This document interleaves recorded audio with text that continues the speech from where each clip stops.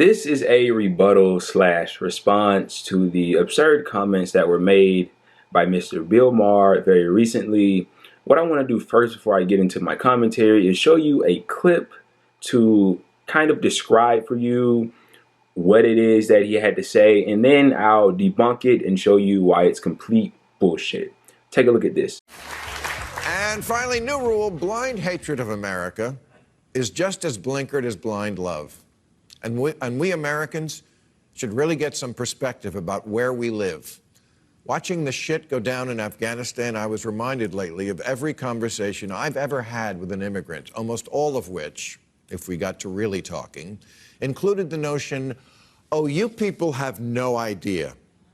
All you do is bitch about and badmouth your own country, but if you knew about the country I came from, you'd stop shitting on your own. Now,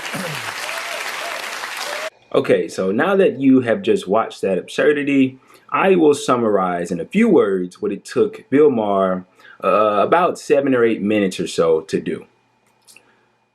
Bill Maher thinks that because people, specifically in Afghanistan, but also in other areas of the world, seemingly have worse living conditions slash situations and therefore face tougher problems than some of you may do living in this country, aka America, you should sit down, shut up, and put up with everything that you deal with, and you shouldn't complain. You shouldn't, have plights arise and, say that this isn't right, or I wish that this situation could improve for myself. You want to know why? Because somebody else in the world has it tougher than you.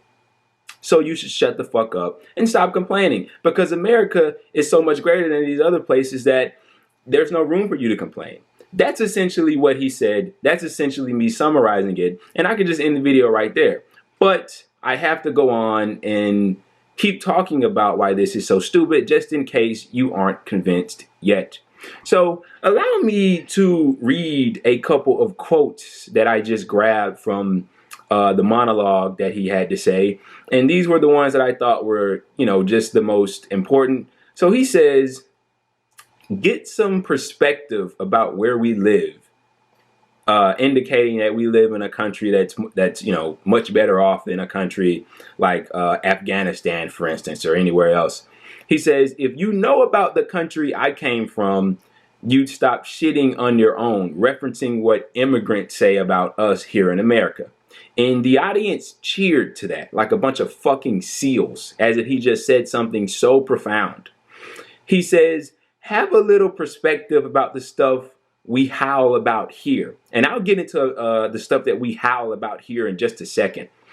He goes on to name other countries where, their population face bad circumstances. So he goes on to talk about the people in China, women in Saudi Arabia, North Korea. He says that people starve to death in North Korea. He says that the only people that starve to death here in America, they're doing it for a role, referencing actors dieting. Well, let's just start right there. So the only people that starve here in this country are people that do it for a role. Last time I checked, there's 500,000 at the very least homeless people right now as with the recording of this video.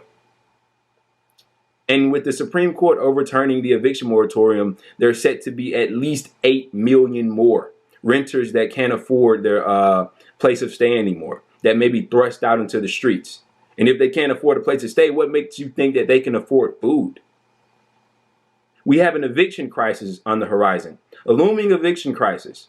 People starve in this country every day. There's somebody starving right now as I speak to this camera, but not to Bill Maher. He's so tone deaf. He's so out of touch. What the fuck? The only people that starve here are people that are doing it for a role? Are you kidding me? Did you know how asinine of a statement that is? How disrespectful of a statement that is? So nobody in this country starves. So nobody in this country could use anything to eat. I remember when the pandemic had first kicked off. Do you remember how long the lines for the food lines were? People that were coming to stand in those lines to get food because they didn't have anything. I mean, this is absolutely ridiculous what he's saying. And the audience, once again, applauded to that statement. I don't know who the fuck is in that crowd, but it's most likely a bunch of suburbanites, a bunch of people that don't really have to worry about much. And the funny thing about this crowd that he's speaking in front of, these are people whose living conditions could also improve. Could also improve. And I'll get to that in just a second. He says, we're not the bad guys. Referencing to America, of course. He says that oppression is what we were trying to stop in Afghanistan, but we failed. Really? We were trying to stop oppression. And see, that's what this mainstream media, corporate media, these nightly show hosts will try to tell you. Oh, we were trying to help the women and the Afghan population. No, the fuck we weren't. There's very high levels of lithium, mineral wealth, trillions of dollars of mineral wealth in Afghanistan. And there's also the geopolitical gain that we would get on Russia and China by having control over the region. That's why we were there. We weren't there to help the Afghans, the fucking women and children. We weren't there to stop oppression. No. And the US-backed government wasn't even that popular there. These people act like the Taliban have absolutely no support. Of course I don't like the Taliban. Who would? They're an awful group that treat people terribly. But the fact that he's trying to paint the picture like the U.S. is like a hero and we stepped in to help the people of Afghanistan out of the goodness of our heart. Research how much these military contractors made. Lockheed Martin, Boeing, Halliburton, all the rest. Look how much money they made. Look how much defense stocks went up over the course of these 20 years. Afghanistan and Iraq combined, $2 trillion out of the window. By 2056, I believe, when interest is added up, $6.5 trillion of taxpayer money. Gone. What do we have to show for it? Nothing. A broken region, thousands of Afghan civilians dead, thousands of American soldiers dead. What do we have to show for it? We had 20 years, Bill. 20 years to fix this quote-unquote oppression that he babbles about. 20 years. And nothing to show for it. And now let's get into this Americans can't complain because other people have it worse.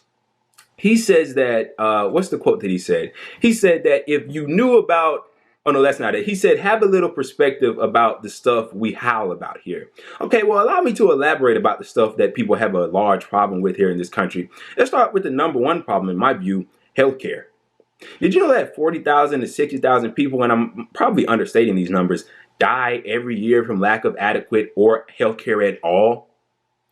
So we can't complain about that because somebody, many more people in somewhere else, some other part of the world don't have any healthcare at all. So we can't have remorse for those people here in this country, those Americans that die every year from lack of healthcare, according to Bill Maher. What about the tens of millions of people across the country right now in this very moment that are either underinsured or uninsured?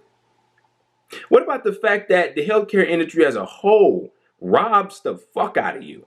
They're incredibly rapacious. They're like thieves. Did you know that uninsured people in this country, people that don't have any healthcare at all, can sometimes, and it's not most of the time, but it's like every now and then they can pay less for healthcare than the people that actually have a plan, because that's how bad these plans are.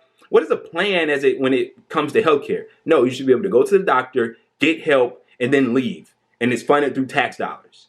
That's a big ass problem. And a lot of these countries that he referenced that have it so much worse than us do better in certain areas. Healthcare might be one of them.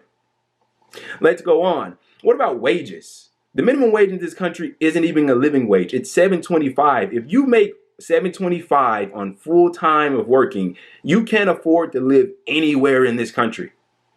So you're saying that's not a problem that we should bring up, that we should complain about to our politicians, to our legislators, to the people that craft the laws in this country? What's up with the assault on the workers? Have you noticed the Nabisco workers, the Amazon workers, the coal miners in Alabama? Have you noticed the vast array of workers in this country that have taken a stand to go on strikes, to protest for better working conditions? To Bill Maher, those people should pack up and go home because, people in Afghan don't even have a job. Oh, well, guess what? People in this country don't have a job either.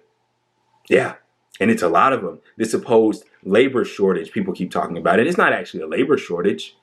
They just want to force people into low-paying jobs with horrible conditions, and people are fed up with it. So they're choosing not to take those jobs.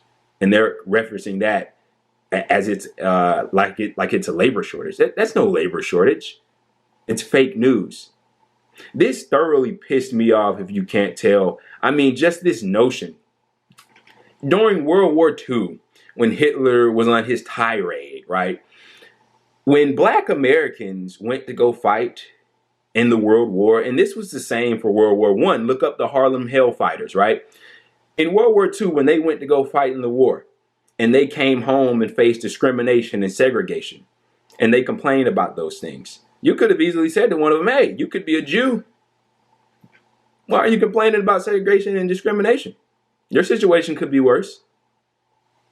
Is that correct logic to you? Is that ethical and moral logic to you? No, it lacks those things. What about the slaves? What about the slaves? So you would go back and tell the slaves, hey man, I know you're in bondage, but guess what? I guarantee there's somebody across the world that's in a worse situation than you. I know you're being owned and you're being treated terribly and you're being killed. I mean, certain situations back then you can liken to genocide. You're being lynched, tortured, all the rest of it. You're in bondage, but there's somebody else that has it worse than you, so don't you dare complain. We still have slavery by that logic. I mean, I can make endless examples of why what he said was complete bullshit. And this isn't hyperbolic. I'm just using his arguments against him. I'm just pulling real world examples that explain why he said was a load of bullshit and made absolutely no sense. Yet people are actually applauding this nonsense. And this is what I want to end the video on. This is incredibly tone deaf. It's elitist. Okay? It's classist, okay? But what this is it's a form of propaganda.